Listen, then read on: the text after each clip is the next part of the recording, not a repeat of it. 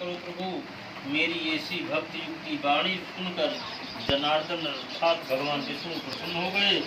मनोवांछित वर दान देकर के उस वैश्य को तत्काल वहां से अंतर्ध्यान हो गए। तदंतर नाव को देख करके वह वैश्य बहुत खुश हुआ और कहा, सत्यनारायण की कृपा से अब मेरा मनोरथ सफल हो गया है। अब साथियों सहित विधिवत मैं पूजन करूंगा। सत्यनारायण की कृपा से प्रसन्न होकर के अपने देश को चल दिया और आकर रक्षक अपने घर भेजा।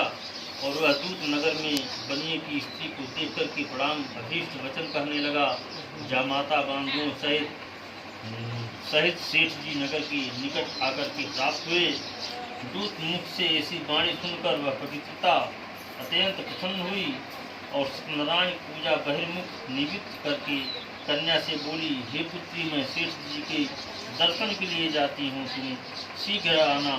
माता के ऐसे वचन सुनकर वह चटपट व्रत को समाप्त किया और प्रसाद का त्याग करके वह अपने पति के दर्शन के लिए चल पड़ी।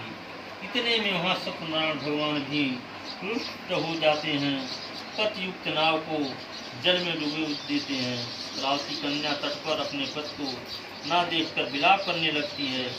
महाशोकाकुल रुदन करने लगती है, भूमि पर गिर पड़ती है।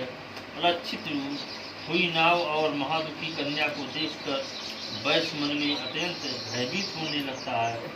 यह आश्चर्य क्या हुआ। सब मल्लाह भी चिंता करने लगते हैं। तदंतर लीलावती की कन्या को दुखी देख कर के व्याकुल पति से कहा, अब मैं नौका सहित अलक्षित कैसे हो गई। मैं नहीं जान सकती कि यह कौन सा देव का प्रकोप हुआ है।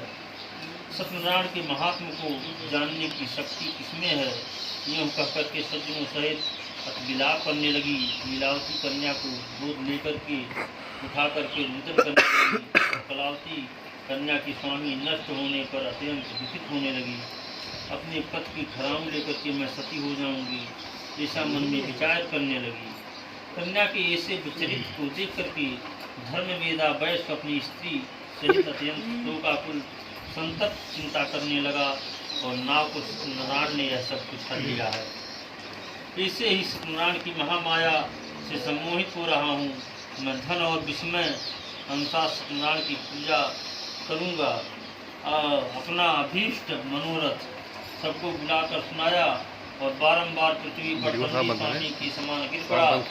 सत्यनारायण को प्रणाम किया। तीन जनों सहित पालन करने वाले सत्यनारायण भगवान तब प्रसन्न होते हैं और भक्तों के पालन करने वाले भक्त को देखने चली आई थी। इसी कारण इस कन्या का पर्व लक्षित हो गया था।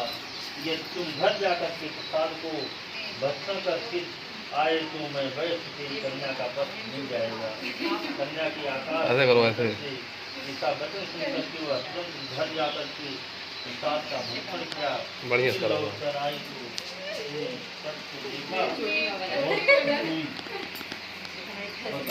देखा